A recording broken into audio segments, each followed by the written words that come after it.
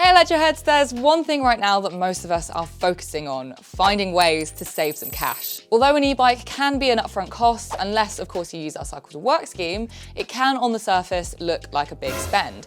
But when you crunch the numbers, comparing the cost of an e-bike to say the cost of your train tickets, petrol, bus tickets, whatever kind of mode of transport that you take, in a fairly short space of time you start to make your money back, neutralize the upfront cost, and then continuously save, all the while getting some fresh air and dodging the congestion. So today, seeing as we're talking about money, I'm going to share with you 5 electric bikes that I would personally put my hard-earned cash on. And I'm going to show you exactly how much it costs to run each bike, so you can start working out how much you can save over time. And by the way, if you fancy making a purchase on a brand new e-bike at electroheads.com, make sure to use the code ALISH50 at checkout for £50 off. All right, let's get into it.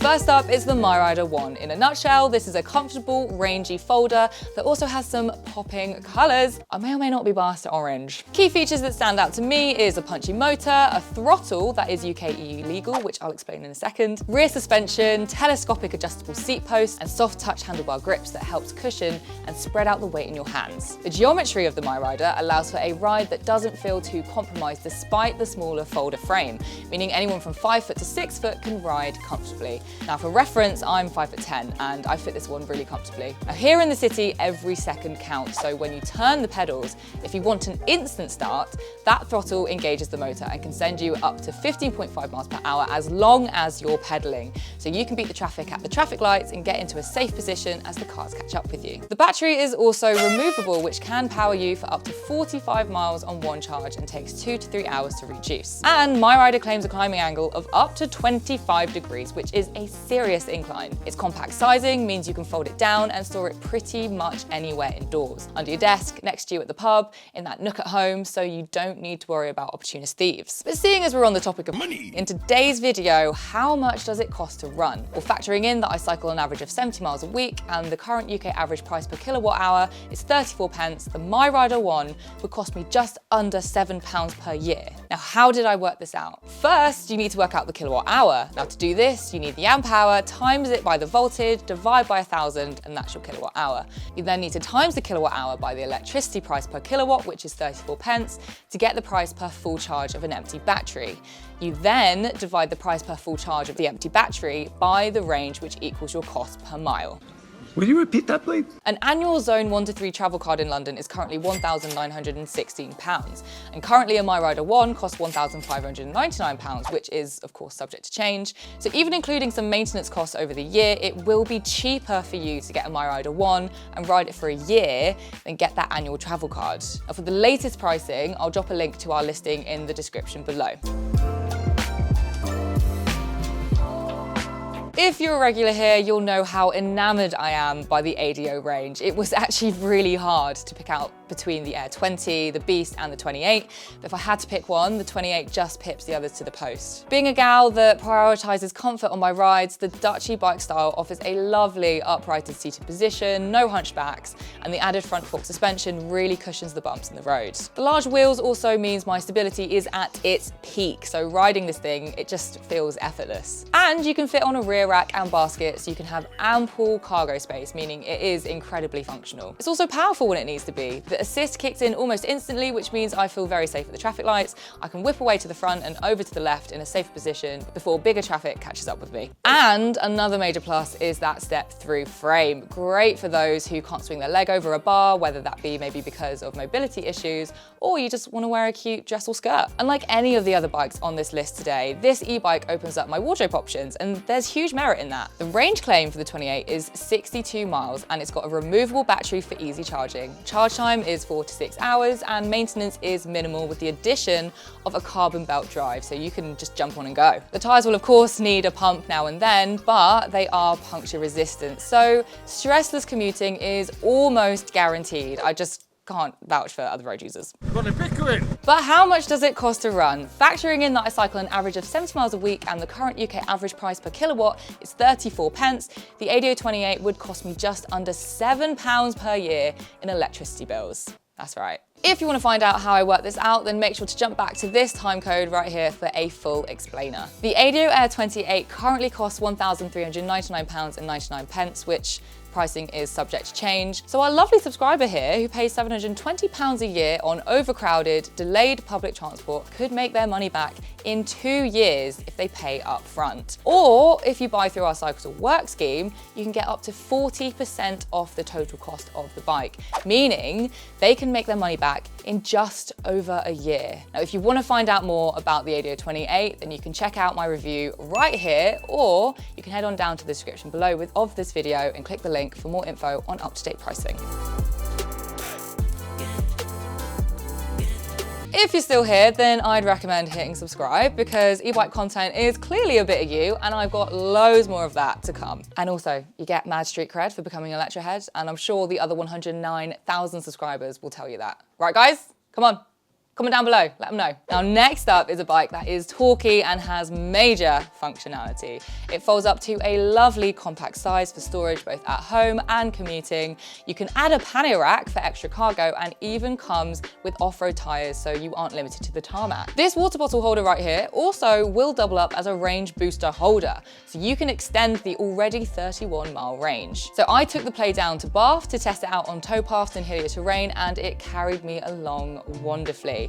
Having the 8 gears really helped tackle the steeper inclines and sudden climbs that the towpath was giving me. The Play is fitted with a more powerful motor than its predecessor, the 20. It's got 50 Newton meters of torque rather than 40 Newton meters, and that extra 10 Newton meters really makes a difference. So if you live in hillier lands or you want a fairly compact bike that can fit in the boot of your car or on the train to facilitate some more off-road riding, then this is a fab option. Compared to the MiRIDER, the Play has larger wheels, so can offer a bit more stability for any of you that aren't keen on the smaller wheel size. The MiRIDER, however, is more cushioned thanks to that rear suspension setup. But how much does it cost to run? Well, factoring in that I cycle an average of 70 miles a week and the current UK average price per kilowatt is 34 pence, the Play would cost me a tenner per year in electricity bills, or 0.00276 pence per mile. So feel free to times that by how far you think you would cycle per week or year to get your own cost up. Currently, the Play costs £1,850.99, which is subject to change. So our fellow sub right here, who pays £1,800 a month, could even out travel expenses in a month with £50.99 left. Granted, his travel is fit for biking. Now, if you want to find out how I work this out, then jump back to this time code for a full explainer. And if you want to watch my full review of the Play, where I get into the nitty-gritty of real-world range, then follow the link above or head on down to the description below for more info on up-to-date pricing. Next is a road e-bike that I regularly commute with and have done so since we first got it on our marketplace back in August 2022. I can't believe it. We have had a lot of different electric bikes come through our doors ever since, but the E28, it still stands as a top contender for me. Why? Well, it's lightweight at 16.5 kilograms, which is crucial for me because I store my bike in my flat, which is 3 flights of stairs up.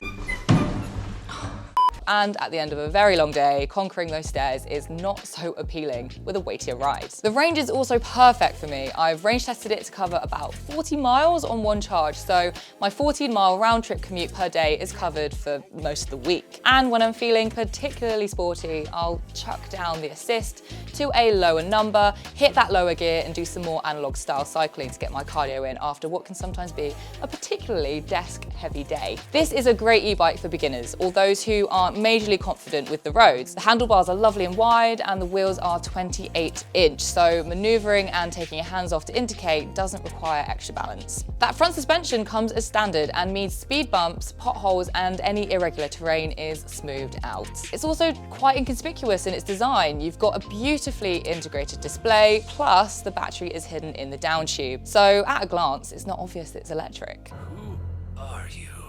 So if you want an e-bike that is a touch more inconspicuous, yet still delivers an all-rounder combo, then the 28 is a great choice. But how much does it cost to run? The E28 would cost me £11.14 per year in electricity bills. Currently, the E28 costs £1,624.99, which is of course subject to change. So say our sub here was able to swap their Range Rover, I know, a bit of a stretch, but bear with me, for the E28. So the cost to run the Range Rover is £2,600 a month, but the cost of an E28 up front is covered in just over half a year of use. Now again, I don't know details, but it is interesting to see how much people are forking out on travel. If you'd like to watch an in-depth review review on the ESTARLI E28, then make sure to click the link right up here or head on down to the description below for more info on up-to-date pricing. The final bike on my list today is an impressive cargo e-bike at a really impressive price for what it has to offer. Say hello to the ESTARLI ECARGO Longtail. For any of you that want to stick to the pedal experience but need the cargo capabilities of a car, this is a much greener, way more fun solution. It comes in 3 setups: standard without any add-ons, family with a frame to pen in the passengers, and cargo for all your loading needs. As you can see, we've been playing around with the cargo version, taking deliveries to the post office with it on a daily basis. So the first thing that struck me about the ECARGO is how lightweight it is. I don't mean to lift, but when you actually jump on, it's really easy to pedal without assist. The weight itself starts at 28 kilograms and can take a max rider weight of 140 kilograms, plus up to 90 kilograms of cargo. Now that easily accounts for a couple of kids or a serious family food shop. The ECARGO also comes with a carbon Gates belt drive to withstand the strain of a heavy load. So although the bike is single speed, there is in fact a dial you turn on the right handlebar that acts like gears. This means you can release and tighten the resistance on the drivetrain, so you can take hills with confidence and choose your exact cadence. It's a really lovely experience to ride. The assist is really smooth and almost silent thanks to the Bafang motor. And it delivers up to 80 Newton meters of torque. You get a 700 watt-hour battery that can deliver up to 120 kilometers of range, which is removable for easy charging. And both front and rear brakes are hydraulic. All in all, this cargo bike manages to offer a lot what the Turnline does at a fraction of the cost. Now, speaking of cost, how much does it cost to run? So factoring in that I cycle an average of 70 miles a week and the UK current average price per kilowatt is 34 pence, the ECARGO Longtail would cost me £11.65 per year in electricity bills. Now that is a lot cheaper than running a petrol diesel car. Now, currently the ECARGO starts from £2,995, which is subject to change, and arguably you can get a second-hand petrol diesel car for less, but if you compare the running costs, the ECARGO is a clear winner, and you get some fresh air and exercise too. As ever, head on down to the description for more info on up-to-date pricing. And let me know how much you're spending on your commute currently. Could one of these e-bikes end up saving you cash? You should definitely hit subscribe, by the way, if you're still here for more e-bike news and reviews, and I'll see you for the next one. Ciao!